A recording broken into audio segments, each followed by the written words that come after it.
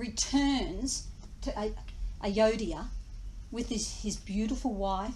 So what happens is King Dasarath now is so contented and happy with the whole arrangement that he then says, okay, I'm going to retire now to the forest. Because that's what the kings used to do in those days. They've done their very best of looking after all the citizens.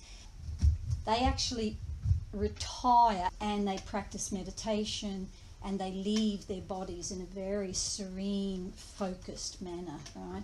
So King Dasarath is going, okay, it's time to leave now. Everything's fine. Ram can take over. He's got a very wonderful wife. Everything's settled. So he's going to announce that the next day. The news actually went out through the palace and it went out through the whole city of Ayodhya that the king was going to announce the next day that Ram would be crowned as king. Everybody was happy. Every single person was happy except one. And that's all it takes. There was one person there who was very unhappy about that. Her name was Manatha. Manatha was the maid of the youngest queen, Queen Kakayi. And she had been the maid since Kakayi was a little baby. She'd virtually raised her. She was virtually like the mother. And then she'd moved to Ayodhya when Kakayi had married Dasarath. And she was very old now. And she was very unhappy. So she goes up to the Queen Kakayi, that night, before the announcement's made. She goes up that night and she says to Queen Kakayi, "Ah, my dear Queen, you have heard the news. Ram will be crowned tomorrow." Queen Kakayi was very happy about this. She said, "This is wonderful. Everybody loves Ram." Manatha says, "But my dear Queen, your son Bharat should be the king." She says, No, Ram. He is so wonderful and qualified. Manatha says, No. What will happen is Ram will become the king tomorrow. And once he becomes king, he will feel that his brothers are competition, especially your son Bharat. He will have him killed. Queen Kakayi goes, No, he would never do that. But you see, she kept speaking into her ears and it went into her heart. This poison went into her heart. And after a short while, Queen Kakayi, "My son Bharat should be crowned king tomorrow. You are right. What can I do though?" My dear Queen, do you remember some time ago when King Dasarath went into battle and he was knocked unconscious and you rode into battle on a chariot and picked him up and took him away until he regained consciousness? You saved his life. And then he went back into battle and he was victorious. Do you remember what he said to you afterwards? King Dasarath had said to Kakayi, "My dear Queen, you have not only saved my life, you have saved our kingdom because I was victorious in the battle. You can ask anything you like of me and I will grant it. Whatever it is, I will grant it." And so the old lady said, "You have to ask him tonight. Tell him Bharat is to be crowned the next king." And the Queen Kakayi, "Yes, I will do this." The old lady is still not finished. And she said, "And there's one more thing. You must ask King Dasarath to exile Ram for 14 years. And Bharat will be well established and loved as the king in that time." Now there is a system with the kings when they have multiple wives. In their palace there was a special room called the crying room. And whenever one of the queens went into the crying room, it meant she was upset about something and the king had to come immediately, no matter what he was doing, he had to come immediately to the crying room and placate his wife. So she goes into the crying room and she took off all her jewellery and she lies on the ground and her hair is all disarrayed. She hasn't got her hair all lovely, flowers in it and everything. Her hair's all disarrayed. And the news is taken to the king in the court. They go, Queen Kakai's in the crying room. He goes, what? And he goes racing there and he runs in and he sees her. She is not even lying on a couch. She's lying on the floor. So he goes up to her.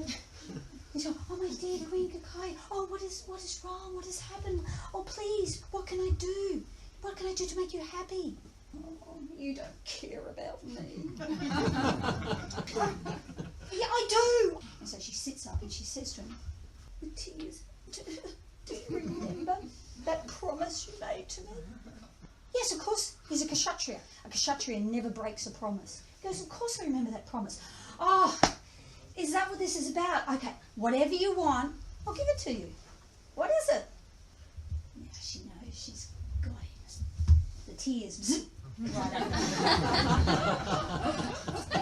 She looks up at him and she says, I want Bharat crowned as king tomorrow morning.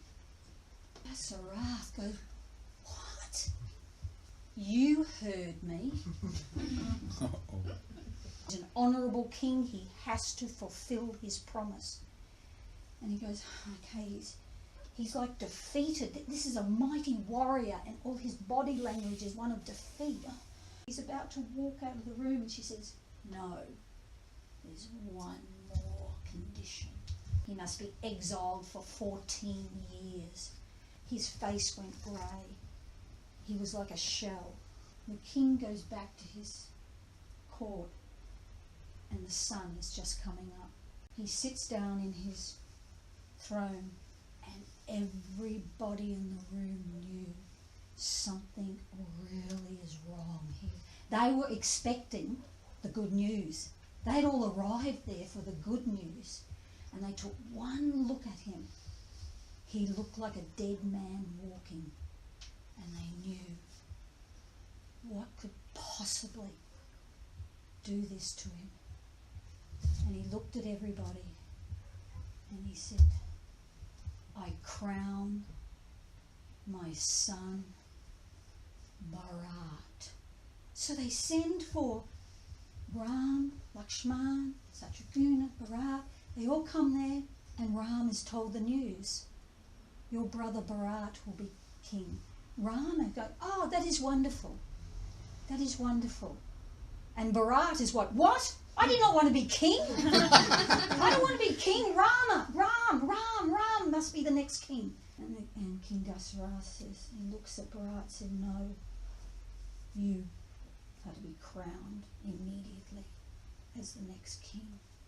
And everybody was confused, but Rama is saying, yes, this must be done. And then the king said, and there is one more thing. Ram is to be exiled for 14 years. Nobody could believe what they had just heard. And then the king slumped and Ram went up to him and he touched his feet and he said, my dear father, if this is your wish, then I will leave immediately. And as he's leaving, Lakshman, his brother, came up to him and said, you are not leaving by yourself. I will never leave your side. I cannot leave your side. I am coming with you. So the two of them are going to go. And then Sita comes up. And she says, my dear husband, I am coming with you. He said, no, you're not. You have been raised as a princess. You cannot handle living in a forest. You are too delicate. She said, if you leave without me, my heart will not beat anymore. If you leave without me, I cannot take another breath. I will die. You must take me. went to her room and her maids took off all her jewellery, took off her beautiful sari, dressed in one simple cloth, and she came out to the chariot. And when Lord Ram saw her, he said, "I've never seen you look so beautiful." So Ram and Sita and Lakshman got on the chariot to leave, but all the residents of Ayodhya had heard, and they all came out immediately and they said, "We're coming with you. We cannot live without you. You are our life." Ram is begging them, "No, please stay. Please stay. You can't come." There were old men. There were women with babies. There were pregnant women. There were tiny children. He said, "You cannot come. You cannot live in a forest." And they said, "We will not live in Ayodhya without you." So they started. The chariot started and it drove slowly so they could keep up, and they walked with him. The entire city walked and followed him, and they walked all day long. They did not stop. They brought nothing with them. They did not bring anything to sleep on. They did not bring food. They brought nothing with them. They just immediately left.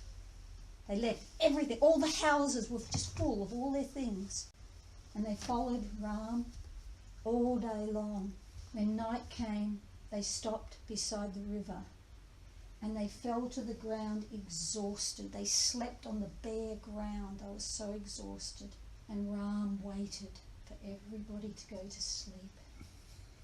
And then he told Lakshman and Sita, "Come on, let's go." So while everybody slept, they secretly left.